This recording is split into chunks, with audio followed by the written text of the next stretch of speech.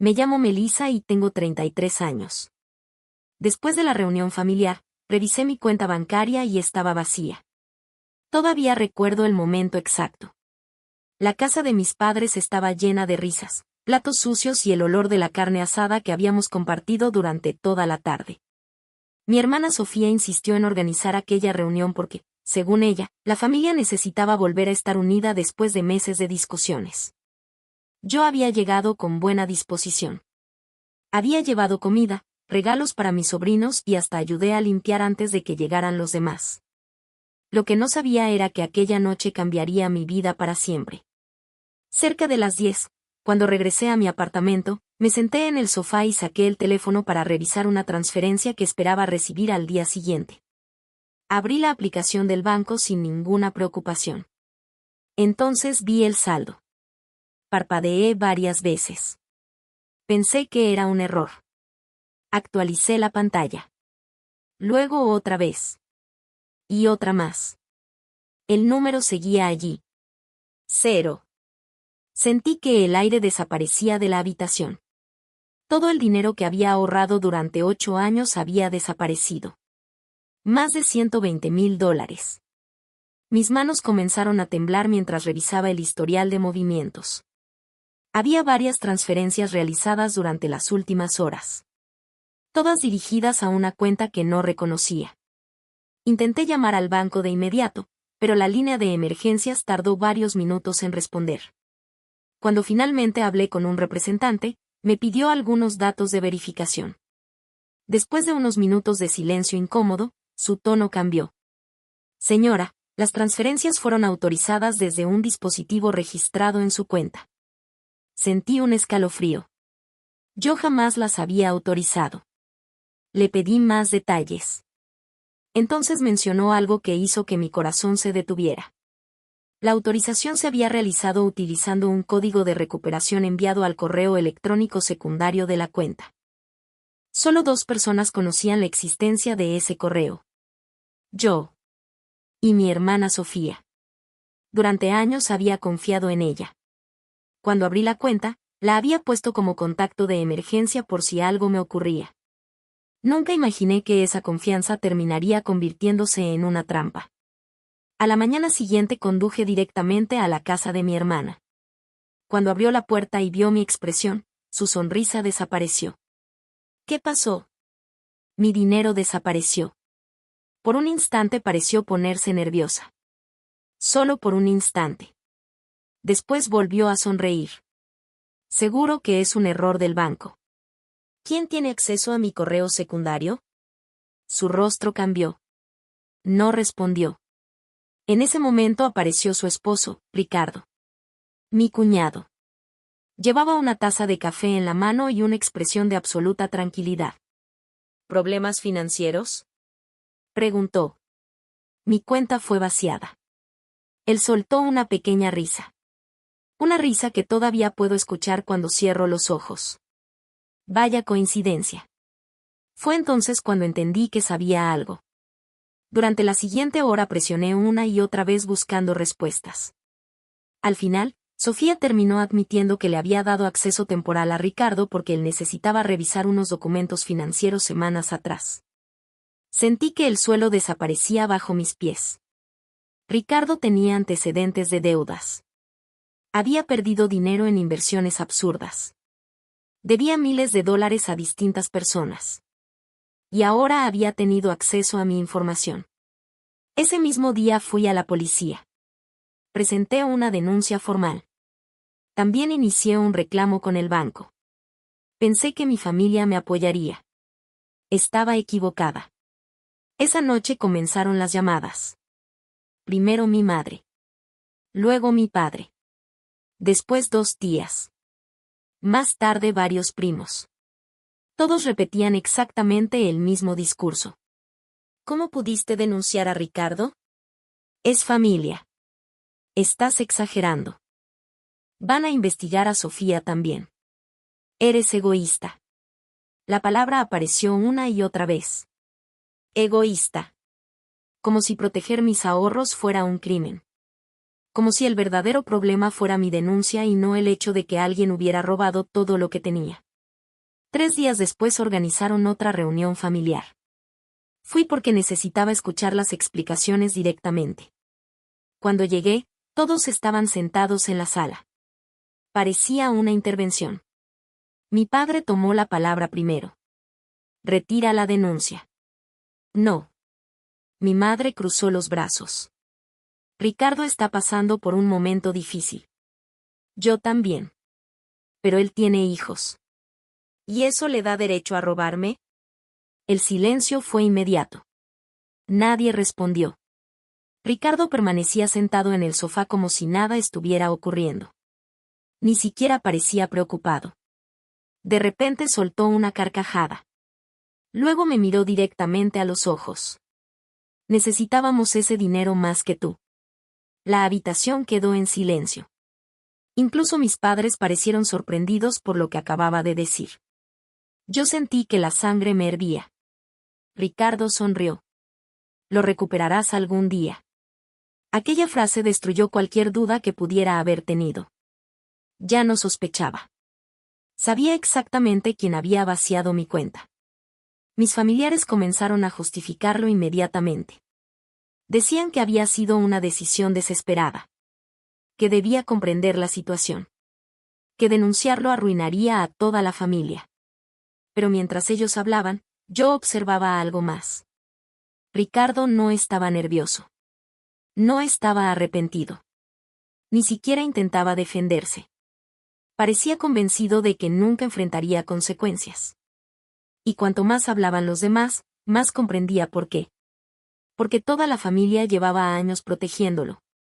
Cubriendo sus errores. Pagando sus deudas. Inventando excusas. Aquella noche salí de la casa sin despedirme. Mientras conducía de regreso, el teléfono vibró. Era una llamada desconocida. Contesté. La voz al otro lado se identificó como parte del equipo de fraude del banco. Lo que me dijeron después hizo que apretara el volante con fuerza. Porque acababan de encontrar algo que conectaba directamente a Ricardo con las transferencias desaparecidas. Y aquello estaba a punto de cambiarlo todo. Dormí apenas unas horas aquella noche. La llamada del banco no dejaba de repetirse en mi cabeza.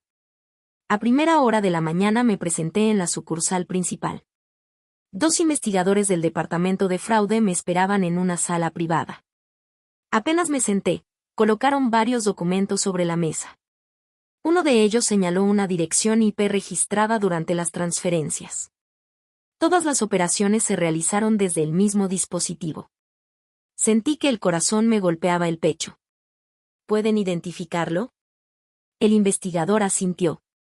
Sí. Deslizó una hoja hacia mí.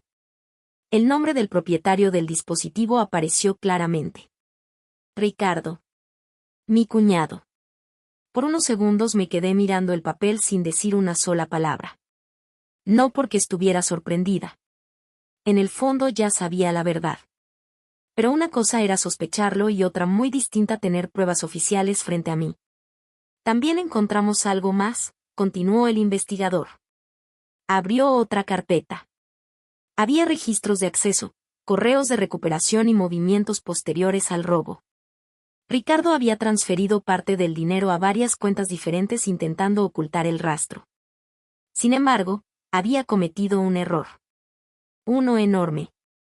Una parte considerable del dinero había sido utilizada para comprar una camioneta de lujo apenas 48 horas después de vaciar mi cuenta. Sentí una mezcla de rabia e incredulidad. Mientras mi familia me llamaba egoísta por denunciarlo, él estaba disfrutando de mi dinero. Aquello terminó de destruir cualquier sentimiento de culpa que pudiera haber tenido. Firmé todos los documentos necesarios y autoricé que la investigación siguiera adelante. 2 días después la policía se puso en contacto conmigo.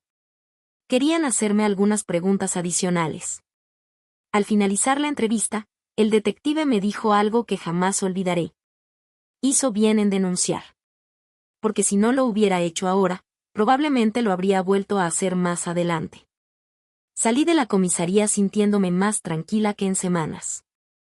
Pero la calma duró poco. Esa misma noche mi madre apareció en mi apartamento. No llamó antes. Simplemente llegó. Cuando abrí la puerta, tenía los ojos rojos. Melissa, por favor. ¿Qué pasa? Retira la denuncia. Negué con la cabeza. No. Van a arrestarlo. Él se robó mi dinero. Es el esposo de tu hermana. Y sigue siendo un ladrón. Mi madre comenzó a llorar. Durante años esa estrategia había funcionado con todos. Pero ya no conmigo. Por primera vez en mi vida me negué a cargar con las consecuencias de los errores ajenos. Ella se marchó enfadada. Al día siguiente comenzaron los mensajes. Tíos. Primos. Amigos de la familia. Todos insistiendo en que estaba destruyendo la familia. Nadie parecía preocupado por mí. Nadie preguntaba cómo me sentía después de perder los ahorros de casi una década. Lo único que les importaba era proteger a Ricardo. Entonces ocurrió algo inesperado. Mi hermana Sofía me llamó. Cuando respondí, escuché su voz quebrada. Necesito hablar contigo. Acepté reunirme con ella en una cafetería. Llegó sin maquillaje, agotada y con una expresión que jamás le había visto. Durante varios minutos permaneció en silencio. Finalmente habló. Lo hizo. No respondí. Ricardo tomó tu dinero. Bajó la mirada. Y no fue la primera vez que robó. Aquellas palabras me dejaron helada. Sofía comenzó a contarme todo. Las deudas. Los préstamos ocultos. Las mentiras. Las tarjetas de crédito abiertas a nombre de otras personas. Los problemas financieros que llevaba años escondiendo. Cada confesión era peor que la anterior. Intenté creer que cambiaría, susurró. ¿Y ahora? Ahora sé que nunca cambió. Por primera vez desde que comenzó aquella pesadilla, sentí lástima por ella. No porque fuera inocente. Había cometido errores graves. Pero también era otra víctima de Ricardo. Esa misma semana ella decidió cooperar con la investigación. La noticia cayó como una bomba dentro de la familia. Los mismos familiares que me habían atacado comenzaron a guardar silencio. Porque ya no podían fingir que todo era un malentendido. Las pruebas seguían acumulándose. Y cada una era peor para Ricardo. Entonces llegó el día que nunca olvidaré. Recibí una llamada del detective encargado. Tenemos una orden de arresto. Miré por la ventana mientras procesaba sus palabras. Todo había comenzado con una simple revisión bancaria después de una reunión familiar. Ahora finalmente había consecuencias. Horas después me enteré de que la policía se presentó en la casa de Ricardo. Según varios vecinos, él intentó discutir. Intentó justificarse. Intentó culpar a otros. Pero las pruebas eran demasiado contundentes. Y esta vez nadie pudo salvarlo. Ni mi madre. Ni mi padre. Ni el resto de la familia. Los meses siguientes fueron difíciles, pero poco a poco la verdad salió completamente a la luz. Gracias a la investigación, el banco logró recuperar una parte importante de los fondos robados. No era todo. Pero era suficiente para volver a empezar. Mientras tanto, muchos familiares que me habían insultado comenzaron a llamarme. Algunos querían disculparse. Otros fingían que jamás me habían criticado. Yo escuché sus palabras. Pero no olvidé nada. Porque cuando más los necesité, eligieron ponerse del lado de quien me había traicionado. Un año después mi vida era completamente diferente. Había reconstruido mis finanzas. Había recuperado mi tranquilidad. Y, sobre todo, había aprendido una lección que nunca volvería a olvidar. La familia no se define por la sangre. Se define por las personas que permanecen a tu lado cuando decir la verdad tiene un precio. Si hubiera cedido a la presión, jamás habría recuperado mi dinero. Jamás habría descubierto toda la verdad. Y Ricardo habría seguido aprovechándose de quienes confiaban en él. Por eso, cuando alguien me pregunta si me arrepiento de haber presentado aquella denuncia, siempre doy la misma respuesta. No. Porque el día que revisé mi cuenta y descubrí que estaba vacía, pensé que lo había perdido todo. Pero al final descubrí algo mucho más valioso. Mi dignidad.